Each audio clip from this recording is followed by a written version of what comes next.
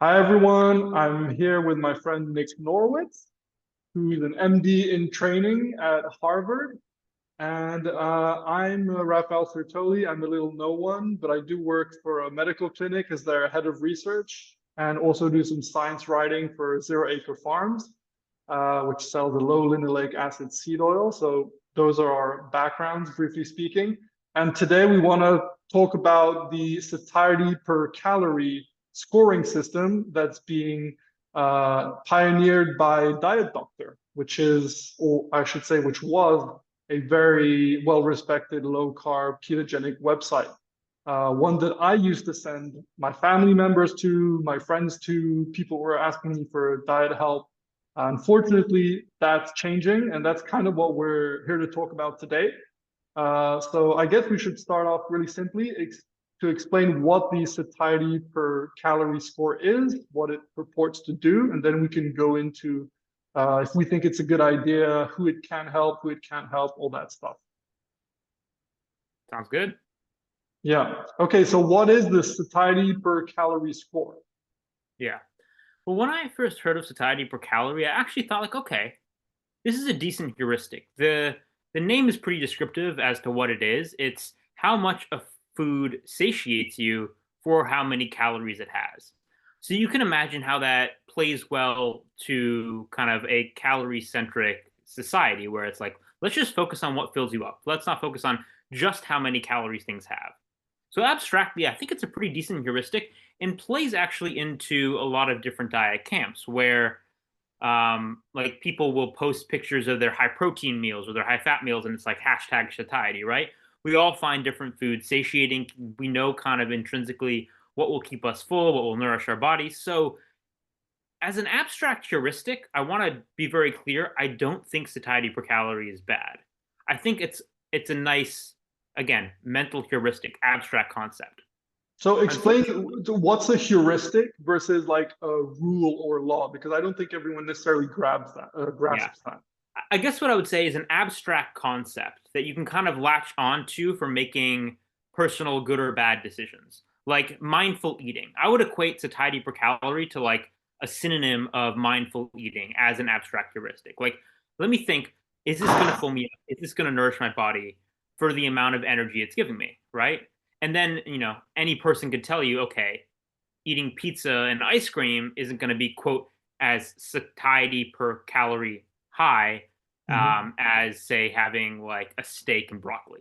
Like that's pretty obvious. You don't need a scoring system for that.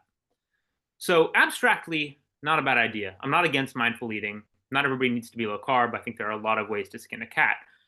But what diet doctors tried to do is turn it into a calculator, which again, on the surface doesn't sound horrible, right? Okay, let's actually rank foods. Yeah. Sounds reasonable, right? But when you try to, what we call in science, quote, operationalize it, like really try to pin down the variables that contribute, this is a huge, very complex concept that can't be easily generalized. It's not just about things like how much fiber and proteins in something, it's interaction with an individual's metabolism, individual's microbiome, individual's cultures and food preferences, plus limitations of the current literature on, okay, does what I think satiates me actually translate into my overall energy intake over the course of the day or days or weeks or months? There's, nutritional endocrinology, dietary, bioactive, like lipids, lipokines that are in foods. It's very complex. Let's put it that way.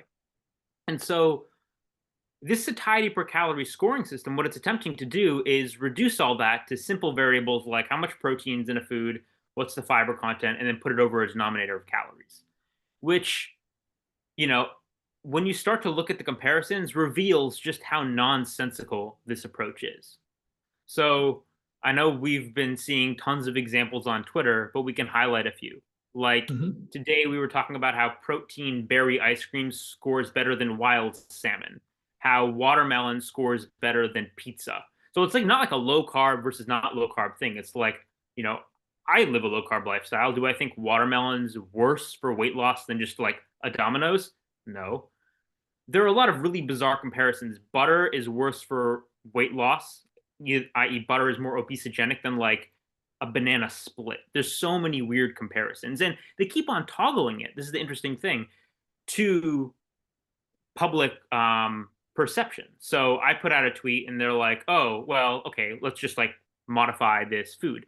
But that also reveals how arbitrary this tool is. So the way the satiety per calorie score is generated is it's a weighted sum of protein and fiber, percent protein in a food as energy kcal, fiber, and then a hedonic factor, which you can tell is not scientific. It's hedonic. How much do you like it over calories? And so that's what the scoring system is. And it's just generating a lot of weird individual comparisons and then even weirder combinations. And we can get into that in a little bit. But I think the real problem comes in when you try to design mixed diets. This becomes really wonky because it treats as physiological equivalents foods that are good for you and foods that are very clearly not good for you. Yeah, and so let's go into the comparisons more. But before we do, I want to tell people that I tried to come up with a food score a couple of years ago. In 2017, I created a small company called Nutrita, and we basically took we dove into the research literature. There was this thing called the food insulin index. So basically, they took people, diabetics, I think, they fed them all kinds of foods in, like standardized portion sizes, even mixed meals, and they basically started scoring the foods according to how much insulin they generated. And I thought this was a really neat idea.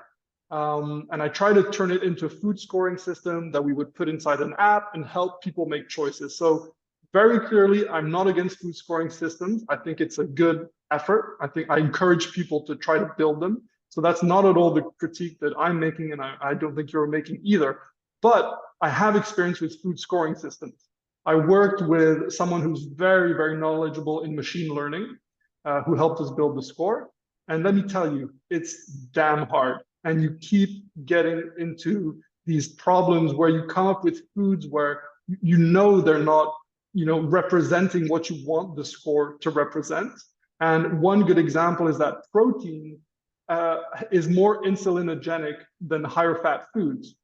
But those foods are not necessarily bad for you or even bad for your fat loss. So this brought up issues with the food scoring system that I was trying to develop. So when this became really apparent, we tried to adjust the food scoring system, but we never really managed to get it to behave in the way we wanted it to behave. This is another issue. We already had the conclusion in our minds of what we wanted the score to do, rather than the score reveal the foods that are actually good for you. So this is reasoning from a predetermined conclusion, and that's not how we do science. So this food score that I tried to develop failed. It really did fail. So I learned a lot. It's great. I think you could use it as an educational tool to explain to people, how insulin interacts in the body, precisely because you can show them how the food scoring system can't capture all of the signs that we do have. So I think these tools actually can have a use, but I think they're educational. I don't think that they're there to actually help you make the dietary choices. I think they're helping you to understand how these ideas are really complex, and they're not yet ready for prime time. So that's how I would recommend Diet Doctor use their score rather than trying to make it the centerpiece of their dietary advice. Yeah, I think that's well said. I mean, I might have a little bit more of a hard stance on composite scoring systems. I just have never seen one that I'm satisfied with, be it Tufts Food Compass, Weight Watchers. They all run into these problems. And what they're all trying to do is be this all-encompassing answer. And Diet Doctor chief proponents have been very clear about that, stating directly, satiety per calorie explains every observable dietary phenomenon. That's a direct quote. And it's like, well, no, it doesn't. That's a directly falsifiable claim. You can make ratios and, again, heuristics that are interesting to people. So I'm not personally a proponent of the PE diet, quote unquote, but protein energy ratio, it's very clear what the ratio is describing. And if you want to use that as kind of like a mental lever, then fine. Right. But it's not the same as saying I have a scientific model that explains everything. And so one of the things that's really bothering me about the satiety per calorie scoring is it's not being portrayed as this is a little interest project. It's being portrayed as the answer, that it solves the problems, all the data aligns with it.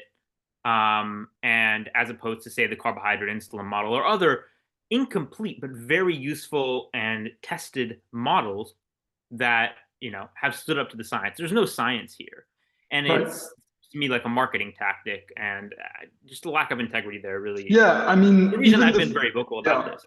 Even the food insulin index that I use, it actually was derived from measurements in people.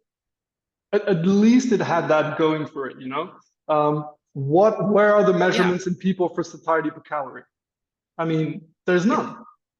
It's a complete black box. I've pitched ideas about how you could make this an interesting tool. And one of the key things is like, you need to test this empirically. You need to kind of, if you want to have it based on people's opinions of satiety, okay, that's still very limited, but at least you have that. Do a survey. But that would be your empiric testing. It's not like you're just creating a ratio of things, throwing in a hedonic factor, and then like toggling it to preference. And so you should talk about your macadamia nuts example, because I think it's it encapsulates the problem really well. What, that I targeted macadamia nuts or apple juice and pepperoni. Literally, it was like, I'm like, all right, apple juice is better for fat loss than pepperoni because that's what the score said. Right. And they're like, oh, I guess you're right. Let me change it. And then apple juice just dropped to 0. And every time I comment on macadamia nuts, I think out of spite, they bring the score down and down and down. It's kind of sad. I love macadamia nuts. And it was like 21, then it was 17, then it was 14, then it was 13.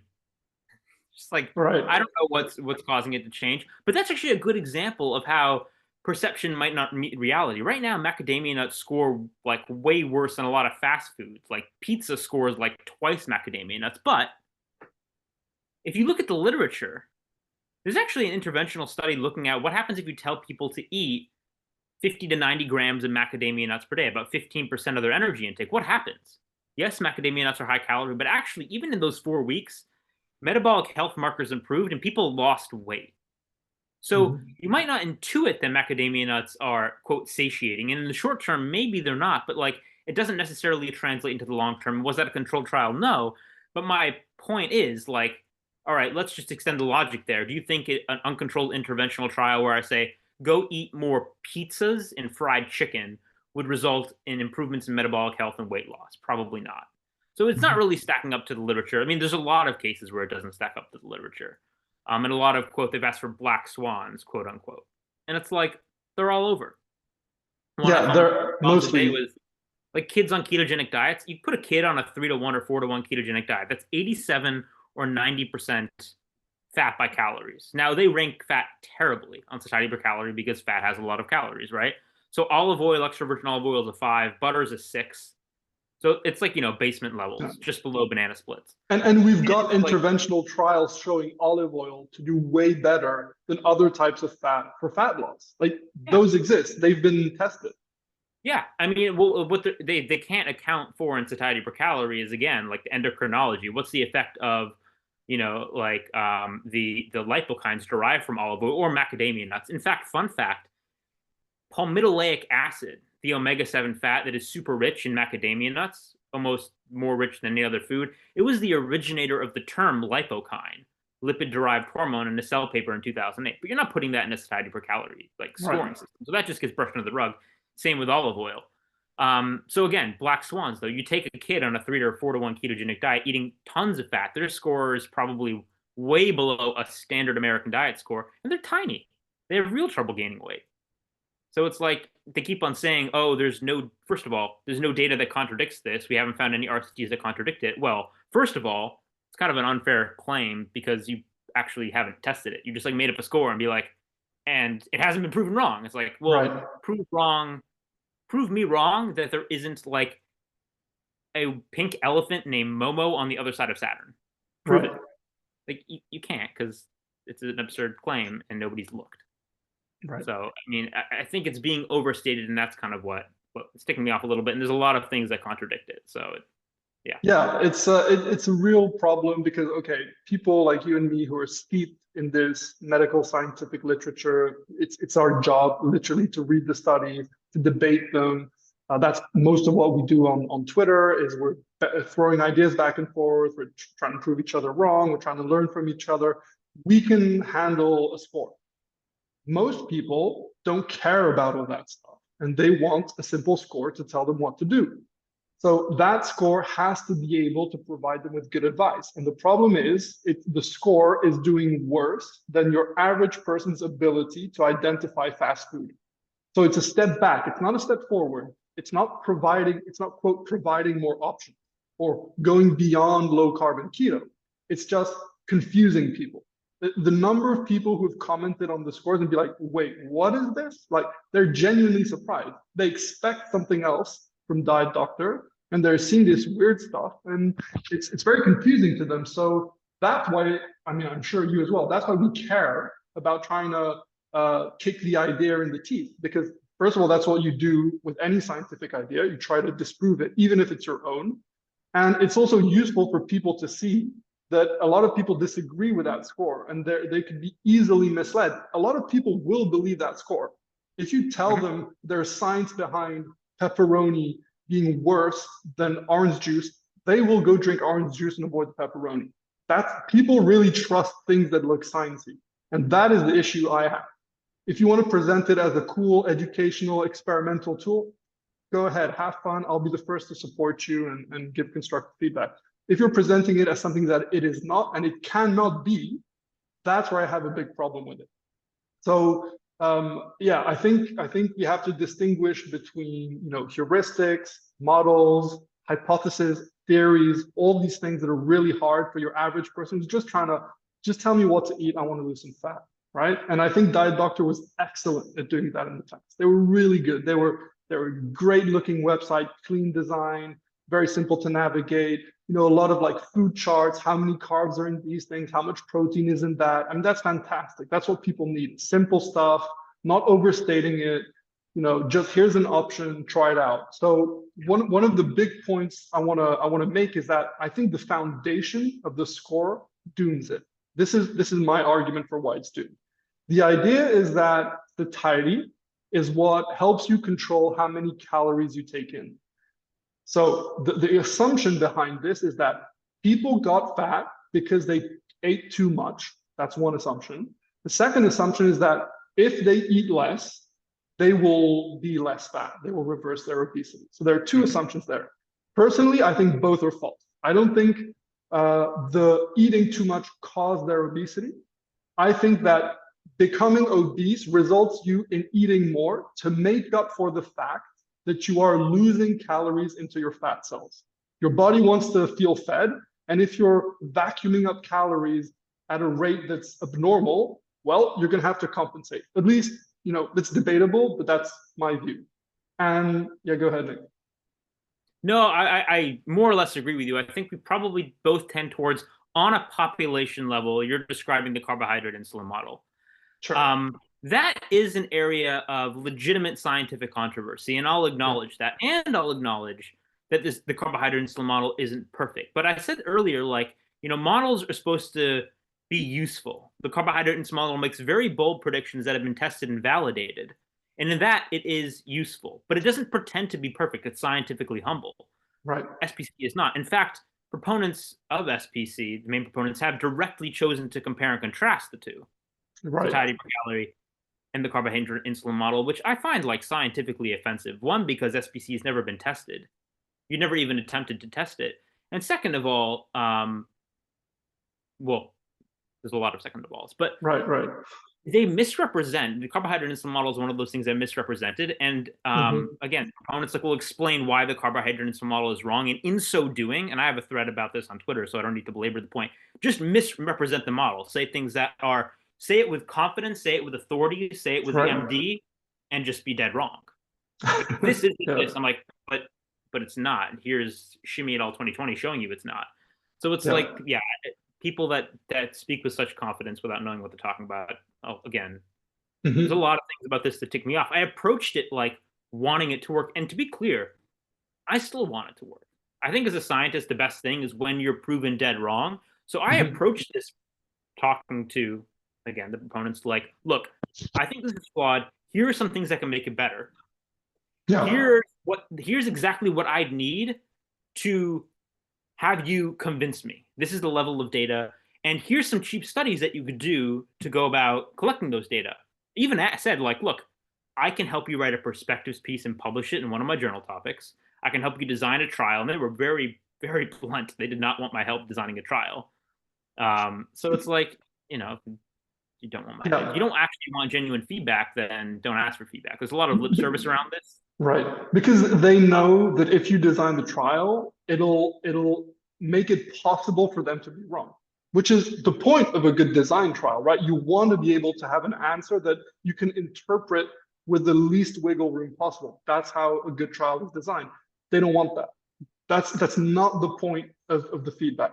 Feedback is PR, it's rebranding. Because you usually take on feedback. I'll give you an example. When I was putting my score out to the world a few years ago, a good friend of mine, Amber O'Hearn, came up with all these issues about it. And I was kind of like, damn, she's right.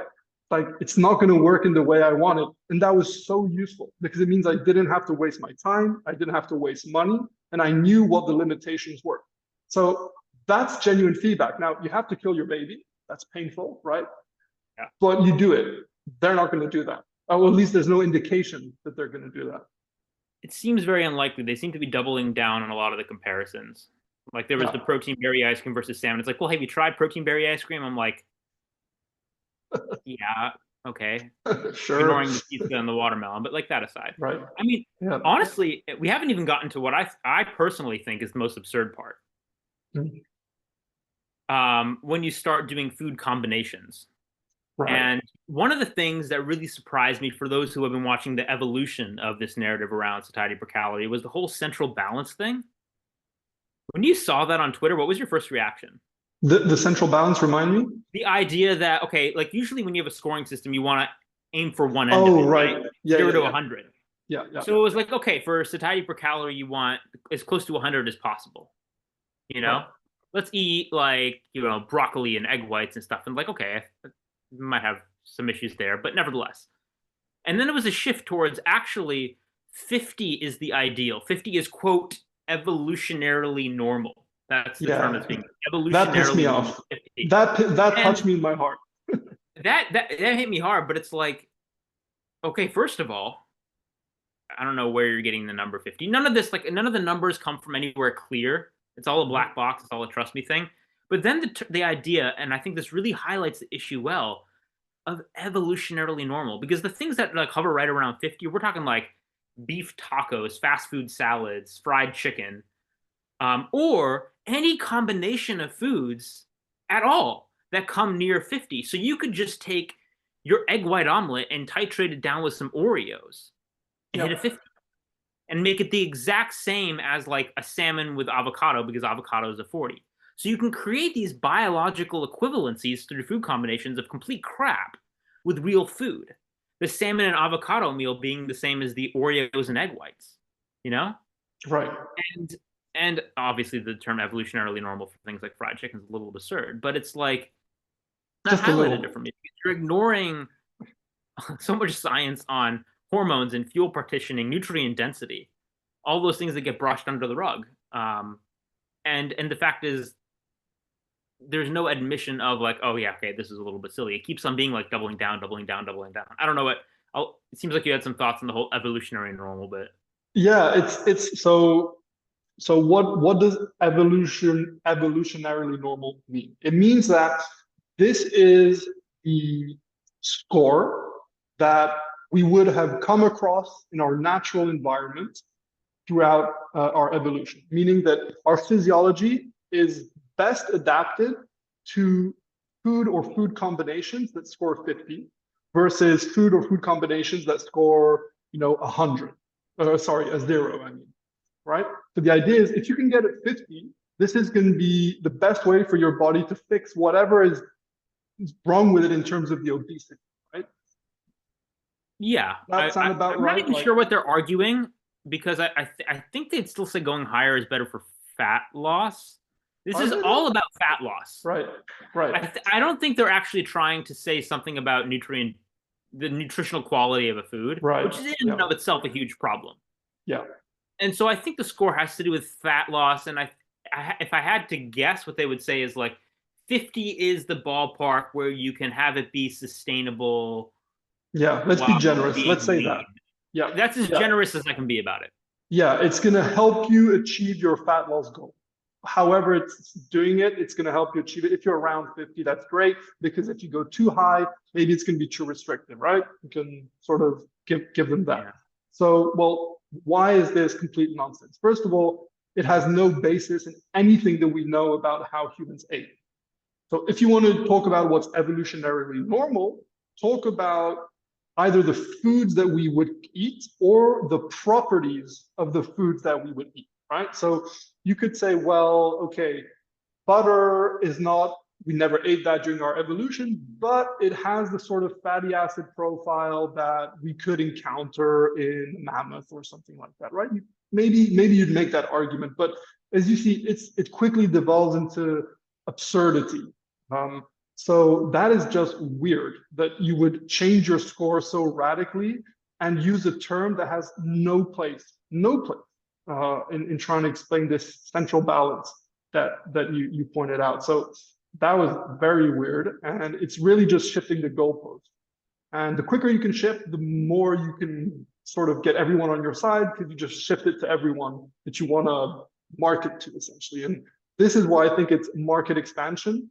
It has nothing to do with improving on keto. If you wanted to improve on keto and low carb, this is how I personally would have done it. I would have said, look, the carbohydrate insulin model has gotten us really far in the last 50 years. It's really been a lot of progress, but it's pretty obvious that there are non-carbohydrate related factors. Personally, my personal bias is that this has to do with insulin signaling at the fat cell, and that I would say you would have to call it the insulin model rather than the carbohydrate insulin model, so you could accommodate for things like the types of fatty acids in the diet that would lead you to store more or less fat. That would be my improvement upon the model. Totally untested. You'd have to test all that. But that's Actually, how it has been tested. It kind of has been tested.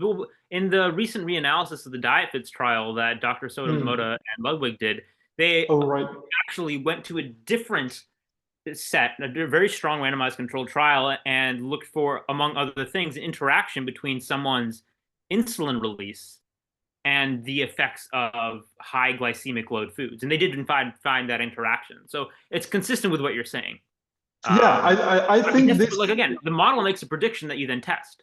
Exactly. And you build upon it and iterate. Yeah, exactly. The way I explain it to people in a simplistic manner, you've got carbs, which are depend on two factors: the amount and the quality, meaning how much insulin they cause you to release. So the easy example would be a whole orange versus orange juice. You're better off eating the orange than the orange juice.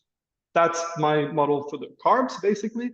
And then the other one I have is what kind of fats are gonna help your fat cells resist the entry of energy. I would argue that fatty, saturated and monounsaturated fats predominating in the diet is better than having a diet that predominates in sort of seed oils, right? That would be my 30,000-foot view take on it, meaning you have two levers: insulin secretion and insulin sensitivity of the fat cell, and you toggle both and you help your fat cells release fat and not become obese, right? But you see what you just did, though, is what we started this talking about, like heuristics, teaching, where it's like you give someone the tools, the knowledge to kind of interpret life in their own light, rather than just taking and trying to generate a score and say, like, it's like a teach a man to fish versus give a man a fish. You're giving a man a score here that's complete black box. Not trying to teach about principles. If you want to teach about percent protein and the value of fiber, if that's your perspective, and things like that, then fine, do that. But that's very different than saying we're gonna rank order every food 0 to 100 from cookies to Diet Coke. Because that's exactly. So I think it's kind of crazy because I was talking about this with Andreas, which is the founder of Diet Doctor, and I was trying to explain to him that you can help people who fail to lose fat or have maybe lost some fat but then have stalled on a low carb or ketogenic diet. And basically, you've got a couple options, but let's just focus on two for the sake of simplicity. Basically, you can tell them, try to eat more protein. Try to eat more high quality protein, see if that helps. Or you can tell them, try to eat a bit more fat. See if that helps you, lose some more. Personally, I'm slightly more in favor of telling people to eat more protein because I think they tend to not eat animal foods and people are kind of scared of animal food. So that's my default. But I'll tell them these are your options. Choose the one you want, basically. I don't know It why. depends on the individual and where they're starting, and it interacts with their Right. metabolic health. Like none of these things. That's why you can't generalize so easily. Yeah. So I'm like, take two. I don't give a shit. If it works, that's great. This is generally what I will tell people to try. And when I repeatedly asked Andreas, because he told me he stopped recommending high fat up to 2015. So I said, okay, it's been 8 years. Why have you stopped recommending people try this? Not that you have to endorse it as the best thing, not that it has to be your first approach. Why are you not endorsing it at all? Like on any level? And he said, well, I just think higher protein is better. So I'm like, okay, so you're narrowing the options that you're recommending to people, which could be the right thing to do, but don't pretend you're expanding the options. One is less than two. Can we agree on that? Kind of thing. Like this is such a politician's answer. There's a lot of marketing and virtue signaling around it. I think a lot of it is because they have a low carb base. It's easy to say, well, and I didn't actually hear his talk at Low Carb Denver. I intentionally didn't. I haven't either. The pitch, my impression was, we want to go beyond diet tribes. A diet is tribal. Like this is not what that's about. This is about it being stupid. Again, why I drew the watermelon and pizza analogy. Like, if somebody came to me and was like, do I eat watermelon or pizza for fat loss? I'm like, go for the watermelon. Right. Like, we can agree on that because we're not absurd. Mm-hmm. This is just making absurdities. This isn't about diatribes. This isn't about going beyond and giving something that's broader reaching. Maybe I have no idea what the true intent is. Yeah. Maybe that's the true intent.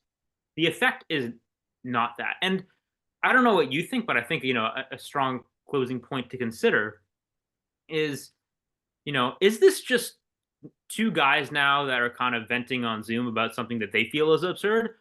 What's the prevailing opinion? My personal impression, and I could have a biased sample set, but that is people are dismayed, shocked, and disappointed in Diet Doctor, a resource that they used to find very useful. And I see basically nobody defending this score, like with any vigor. Very few people. Very few people. And they defend it not with any specifics, they defend it with platitudes. Oh, you're pissing people off. That must mean that you're, counter current and you're going against the tribe. It's totally empty critique. There's nothing of substance there. If there was, then we would actually see it. Someone would come up with something. Someone would put it in our face. That's not happening. This is just, oh, you're getting criticism. That must mean you're doing something right. This is silly. Half of the time when when people come to the medical clinic and they're asking for fat loss advice, they barely hear the word low carb or keto. Most of the time, I just have to tell them, avoid stuff with flour, avoid stuff with added sugar, avoid the bad oils, and try, maybe I'll talk to them about how many grams of carbs. Maybe, depends on the person.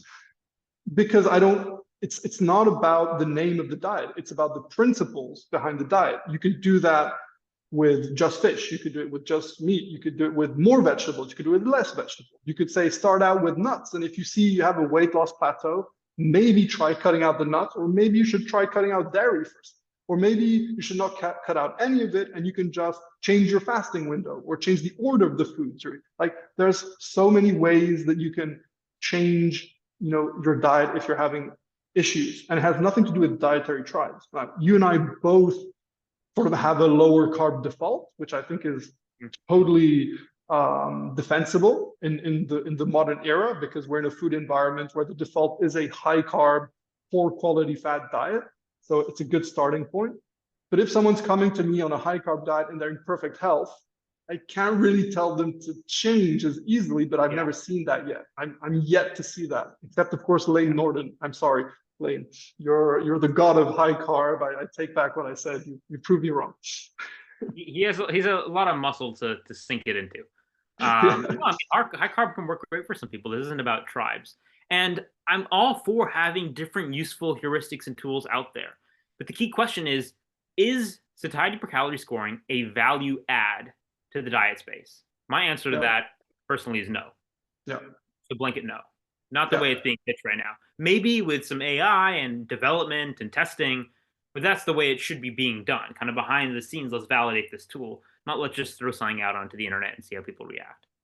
Yeah, personally, I think the foundations are unsound because of things like palatability, reward, hedonic factor, and this idea that obesity is caused by overeating. I think the arrow of causality is wrong, and the idea that obesity can be solved by simply eating less. I also think that's the incorrect arrow of causality. So I'm maybe a bit more cynical than you are in this respect, but I've placed my bet publicly, and we'll be able to see how it ends up. Nick, let me just end this recording, and I'll start a new one, and we can finish up in a non-rushed manner. Let's see. Recording.